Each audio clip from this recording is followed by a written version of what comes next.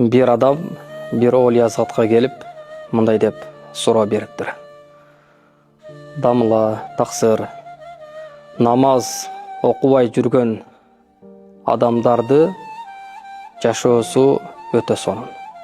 Эч кандай жашоосунда кыйынчылык жок, ору суркоо жок, дайыма иштери жүрүшкөн, эч кандай кыйынчылык жок.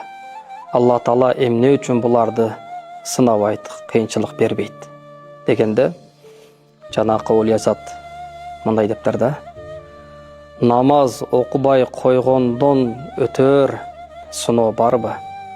Намаз окубай койгондон дагы өткөн бале барбы? Албетте жок деди. Эң жаман бале, эң жаман сыноо бул пенде намаз окубай койгондугу деди. Ошондуктан урматтуу мусулман бир тууганым, эгер намаз окуй элек болсоңуз, эртерээк намаз баштаң. Эч кимди, эч убакты күтпөң. 50-60 жашта окуйм деп шайтанга азгырылбаң. 50-60 жашка чыгасызбы, чыкпайсызбы, аны Кудай билет. Керек болсо эртең таңга чыгабызбы же чыкпайбызбы, аны да Кудай билет. Ошондуктан намаз бул нур. Намаз бул Аллах менен сиздин ортоңуздагы байланыш.